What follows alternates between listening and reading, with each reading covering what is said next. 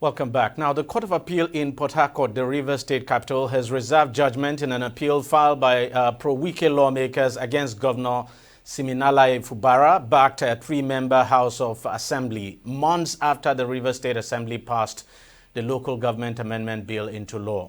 The pro-Wike lawmakers, led by Martin Amewule, had asked the appellate court to vacate a state high court order that restrained them from parading themselves as members of the State Assembly. They also asked the court to order a stay of execution of the trial court order now that invalidated all the resolutions they made while functioning as members of the State Assembly pending the determination of their appeal. The ruling comes after Governor Sim Fubara swore in new caretaker committee chairman for the state's local government areas following the rejection of former council chairman who had tried to extend their tenure. The local government crisis in Rivers State adds another twist to the political crisis in that state. The lawmakers, that's the ones now led by Martin Amewule, had actually promulgated a bill extending the tenure of the local government chairman.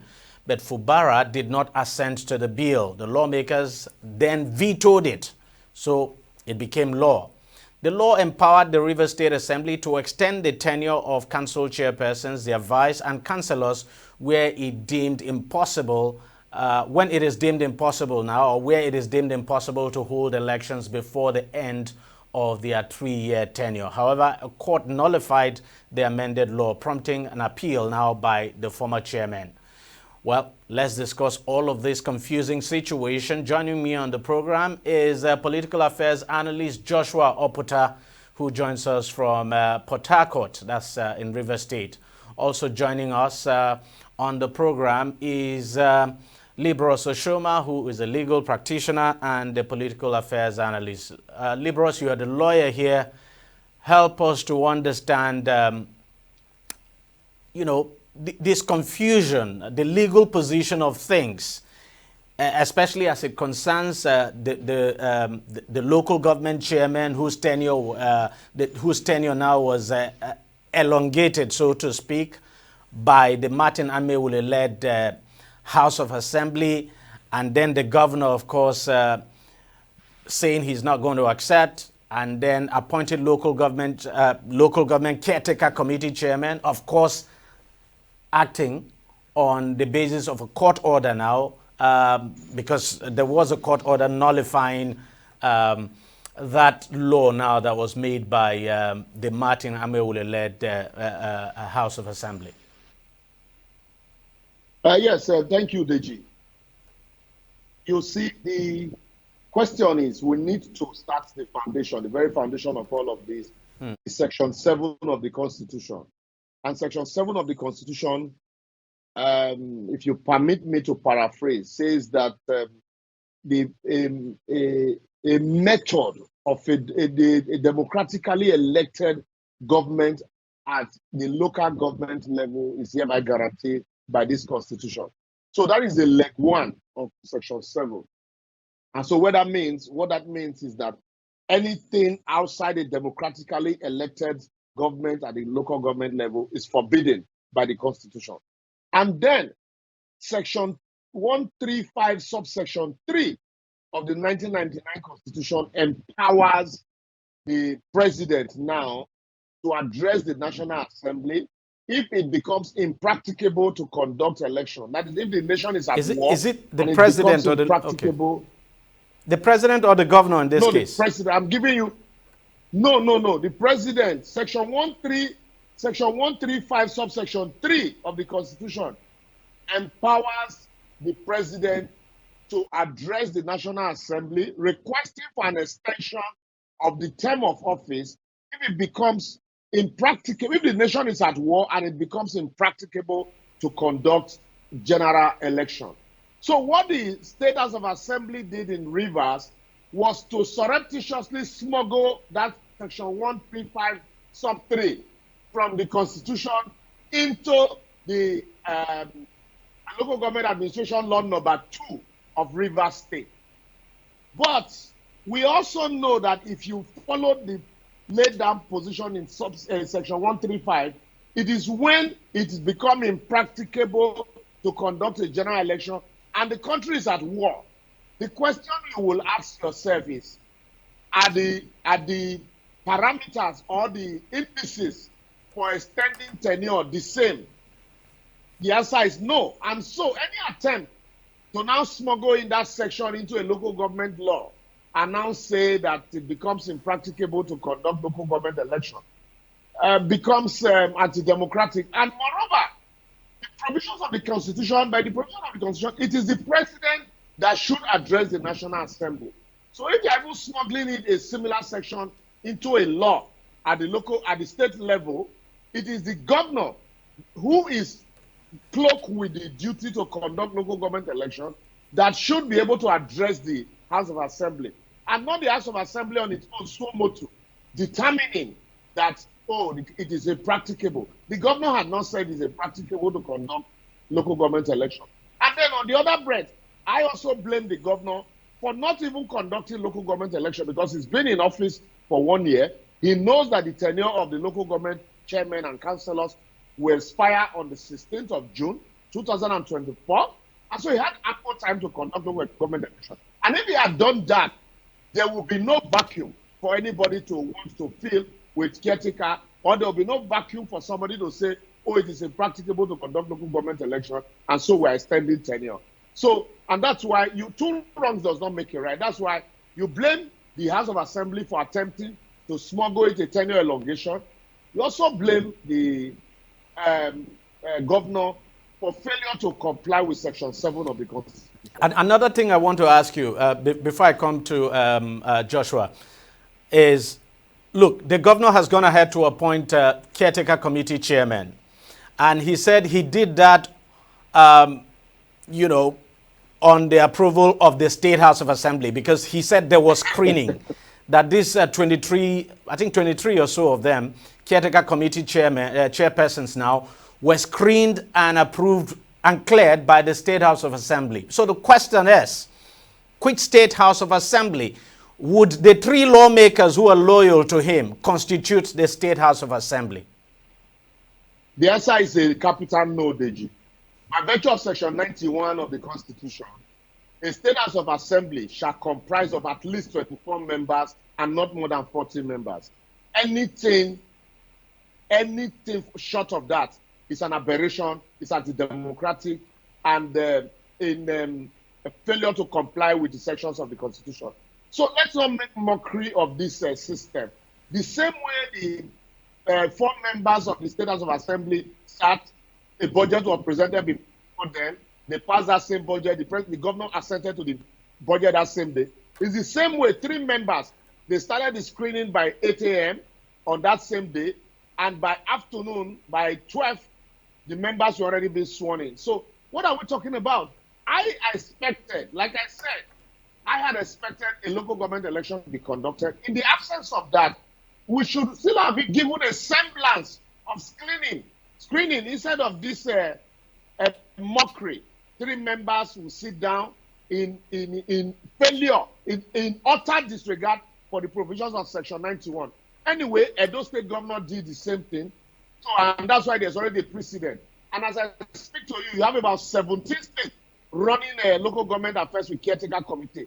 Rivers has joined as 18th state. So they want to point to the fact that, yes, there is a precedent. But is that precedent founded on Constitution? The answer is no. And so that is why I like the fact that the Attorney General has approached the Supreme Court, and the Supreme Court has reserved judgment in that matter. That should at least act as a pointer and a direction for subsequent actions in matters like this. Joshua, you're a political analyst. What do you make of all of this? Because it appears we're looking at a situation where it's difficult to argue, legally speaking, that any of the sides involved in this, any of them is right, legally speaking. Well, I think what's just playing out is just power play amongst these political gladiators. Power play, and of course, to also grab economic power.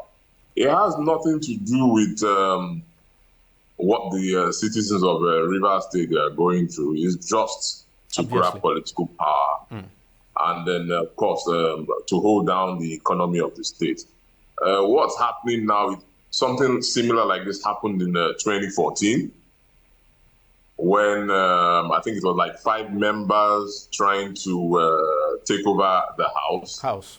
And sometimes as a nation, when you let these things happen, it will always come back again, and that is what is repeating itself. And most of the people engaged in all this back and forth are some of the people from 2014, so they've all been around. So it's a shame that we find ourselves in this kind of a situation. But like I said, it's just a political power play. That's just what is just going on. And it's unfortunate that the citizens of the state are the ones suffering for it. But now there is a standoff, so to speak, because this new caretaker committee chairman that the Rivers State governor has gone ahead to appoint do not have access to the local government secretariat, even though the governor has said, well, that they are going to look for alternative places for them. Of course, as you know, the police has taken over all the local government secretariats there, so they do not have access to the local government secretariat. And on the other hand, you have the former local government, or those whose tenure now were extended, still saying they remain the legitimate local government chairman. I'm just wondering, all of this confusion, how do you see this playing out? Well, of course, the police authorities have said that until they get, more direction from the courts, when the courts, make a categorical statement to say who is supposed to be in there, then they will back out. So for now, at least for peace to reign, I mean, you saw some of the videos live where you have 2 factions. So so that they don't rip the state apart. So I think the best thing is what the police is doing, hold the place down. When we have a categorical judgment from the courts, and then who is supposed to be there, then the police can now vacate the premises, and then we can now have a legitimate authority or whoever is going to be running the place to come in. Because as it is, you have 2 factions who are ready to go at each other. So for peace to reign, that's why the police has stepped in.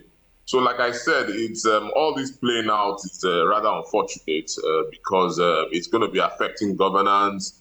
And now you're now talking about the caretaker guys going, chairman going somewhere else to run the affairs of the local authority.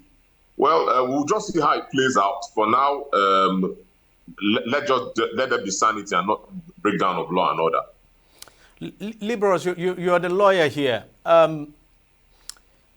You look at the way the judiciary has conducted itself in this Rivers matter, the Rivers State matter, right from day one to this point, where we've had several courts in that state, make pronouncements, countering and issuing order and counter orders and all of that. You look at the way the judiciary has conducted itself in Rivers State, not even providing a clear direction. What would be your take on that? Yeah, DEJI,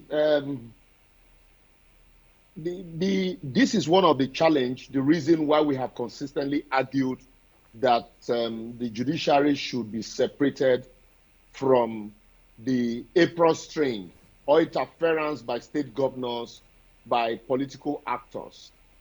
Every day, as an aside, quickly, I don't say this, every day we complain. You hear the judiciary complaining about lack of funds, lack of adequate fundings. But any time there is opportunity to fill in vacancy in the judiciary, you see judges, politicians will be falling over themselves to fill in those vacancies with their children, their family members and the rest. And so that, in a way, also influences decisions made by these courts. And that's why a lot of people believe that once you have a matter against a state government and you approach the courts, the high court at the state level, the probability of getting, justice against such government is very slim. And some people, in most cases, would rather go to a federal high court that does not even have jurisdiction over such matter. So it becomes a laughable situation. And you now, sometimes you look at the judgment, you ask yourself, if this was indeed a judgment of the court, imagine a court saying, well, I will give judgment in this way, but at the same time, you decline jurisdiction in such matter. And on the one that happened in Kano, a judge says, I nullify a law validly made, but I ask parties to maintain status quo. You know, so in the case of Rivers too, you remember courts in Rivers State have consistently been in the eye of the storm. Right from 2015, when Abuja will give one order, Federal High Court in Port Harcourt will give another order on the same PDP issues. And now today, you have courts giving conflicting orders. At the end of the day, nobody knows what is what. And I think that is why, at the end of the day, people naturally would wait for Supreme Court to determine or to give a direction in a matter when ordinarily the High Court would have sufficed. So even the Court of Appeal, in some cases, a Court of Appeal in Port Harcourt will give one order, a Court of Appeal in Abuja will give a different order on the same set of facts. You know, so it's become worrisome and a burden on us lawyers and on stakeholders when issues like this happen. When matters that ought not to go to Supreme Court, everybody fold their hand and waiting for Supreme Court to determine. And by which time, a lot of activities would have happened. If matters such as this, the courts, the High Court were the High Court of those days, where once the High Court gives an order, it's a clear-cut order and the direction to follow. All this issue of caretaker committees, all this issue of tenure elongation or sealing of the secretariat wouldn't have been there because the court would give a clear-cut focus. But as it is now, we're all waiting for Court of Appeal and then subsequently the Supreme Court before everybody will know which way to face. But before all of that happens, governance will suffer at the state. If care is not taken, there will be chaos and anarchy, breakdown of law, possible breakdown of law and order if the situation is not properly managed. Imagine what happened during the public holiday on Monday when some people took to the secretariat, just assuming that supporters of those people who are alleging that their tenure, were extended, also had clashed with these other people. What would have happened? There would have been bloodbaths. So it would have been a massive bloodbath in Rivers, and these people will die stupidly for politicians who are not quarreling. Wike and Fubara, if they see each other today, they will greet each other. But they use puns consistently. Or that ordinary man on the street to consistently fight their proxy war. So, and that's why the judiciary, which is supposed to be the last hope of the common man, should be focused and should distance itself from the influence, from political influence, from interference by political actors. Okay. So that at the end of the day, justice will be delivered if even the heavens will fall. Okay. Joshua, you look at the current situation. Do you think there's much these local government chairmen now whose tenure now was extended? Do you think there's much they can do, considering the fact that it is actually the governor who holds local government funds? So if the governor does not dispense these funds to them, how are they going to survive? And even if the court allows them to come in and the governor chooses to keep to the funds, how are they going to survive? So at the end of the day, it would appear the governor would have the final say here. I mean, the governor always has the final say. And of course, the narrative has been, give the local government some autonomy. But you have a situation where everything is the governor. He picks and chooses who is going to place there. And they're all at his beck and call. So they really can't do much, until that law is amended to give the local government some breathing space so that they can do, take development down to the grassroots. But we'll have a situation always where everything, the buck stops with the governor. He will determine who stays there. You just go to the list and you just loyalists of the governor, not necessarily people who are known in the grassroots. So, like you rightly said, even if they get something that's favorable to them. But because of course I begin to wonder. I mean, when your time is up, you just leave. But if it gets to the point where you're not talking about tenure elongation and they get to stay and the funds which they are supposed to be used in running their local affairs are stifled by the governor, then nothing happens. And then we're just where we are. And these are the things people like us have been preaching against. We need peace to reign. We need development to flow at the grassroots. And things like this don't help matters at all. Libros, we can't deceive ourselves. At the heart of this is political control, and that whether we like it or not, Fubara is also fighting for his own political survival, because we know how important these local government chairmen are. The local government chairmen who have been removed now are loyalists of Wike, and those are his grassroots people. So obviously you have a governor who wants to install his own grassroots people and wants to build his own structure from there. So when you have this kind of situation, do you think there can be any kind of resolution at all, even if a court makes a final pronouncement? Deji, at the end of the day, the resolution would be there will be a winner, there will be a loser.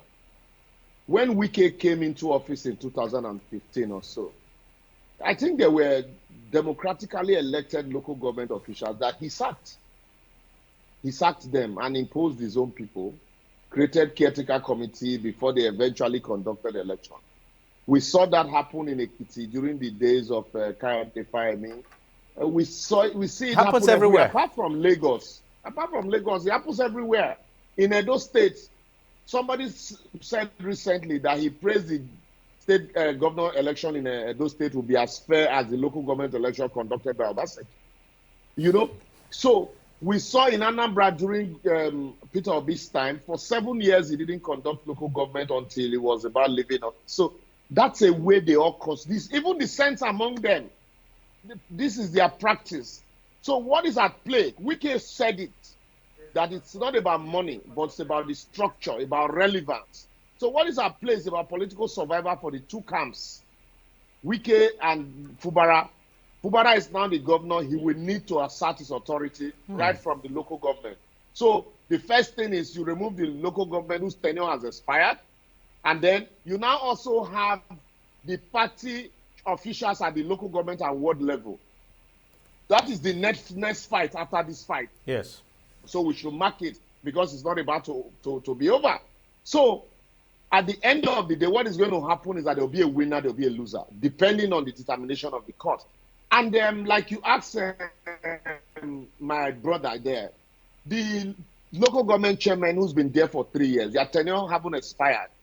Even if somebody says, I have extended your tenure and they know it's undemocratic, the best thing is to pack your things and go. The power is transient. You want to give room. They say you add beauty to a thing by admitting that it's temporary.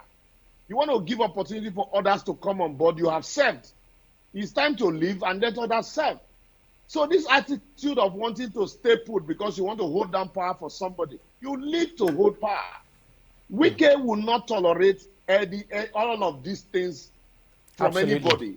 So, and then I also would crave the indulgence of the current governor in whatever he does. He should play by the rules, should play by the books, set a precedent, a constitutional precedent.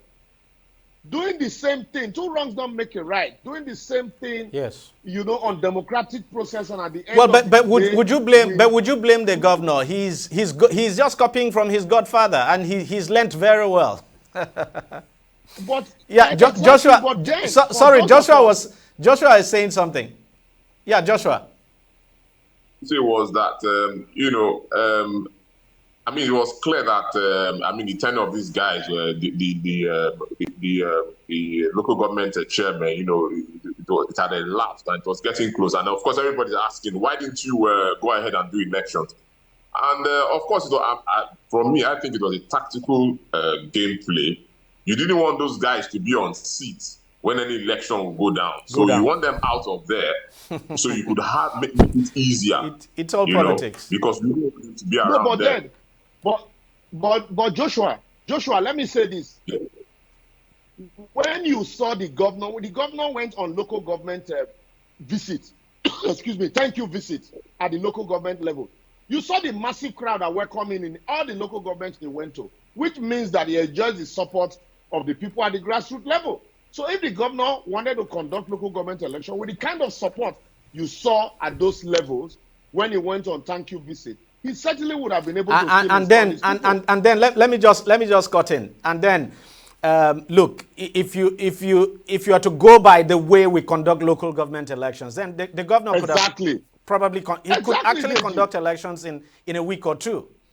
After all, it's not. We're not talking about. We're talking about local government elections here, and we know how these elections are conducted.